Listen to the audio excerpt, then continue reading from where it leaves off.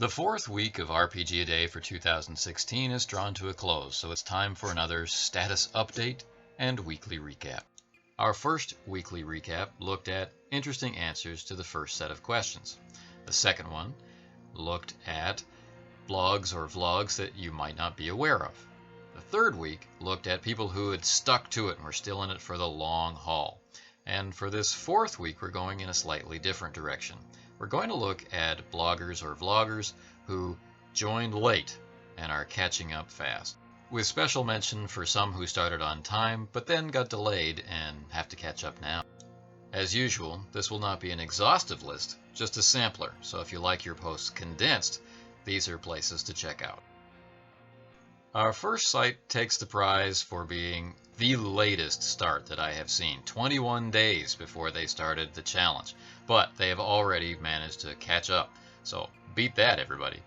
Two Guys, T, and D&D.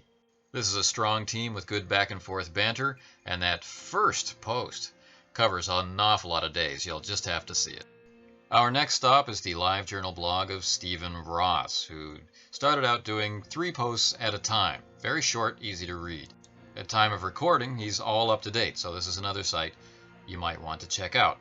The next site is known to many, but we would be remiss if we didn't point out how hard they worked to catch up after a late start and keep things fresh and entertaining, recording an awful lot of episodes all at one time, which is no easy task. The Tabletop Terrors duo have great chemistry and are fun to watch.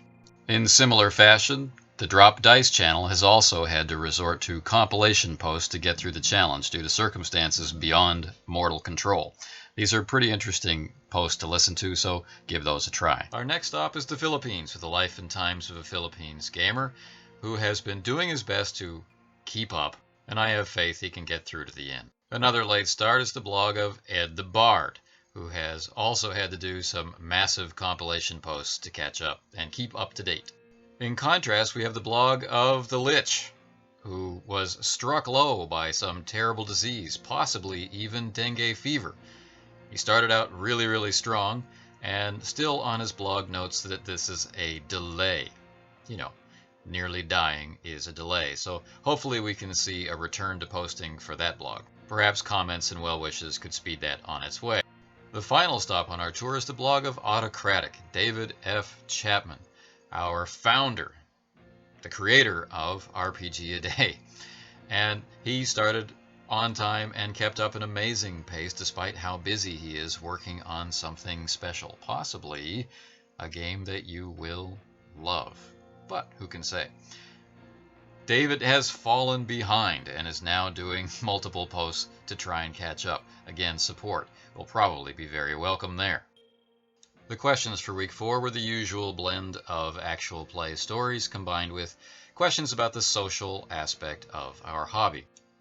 The question for day 22 was about random events that didn't feel that way in play, such as botching the same roll versus the same NPC over and over again, or getting the same random result on a chart. Doesn't really matter what the event was, just that it didn't feel as random as it actually was. Day 23 was about sharing one of your best worst luck stories. Some of these stories were pretty funny and pretty interesting. 24 was getting at what game would you probably give to someone else? Whether that person was in your group or outside of your group was up to you. The question for day 25 was, what makes for a good character? There were a wide range of responses for this, and this is definitely a day to go searching for answers to see what other people were saying. Day 26, what hobbies go well with RPGs? Again, had a lot of variety. Day 27 was the most unusual circumstance or location in which you've gamed. And that brings us to the last question for week 4, day 28, the thing you'd be most surprised a friend had not seen or read in terms of film or books. Now there are just 3 days left in the RPGaDay event for 2016, the 29th, the 30th, and the 31st, and then we are done. There'll be a final recap to look back over the entire event, so stay tuned for that.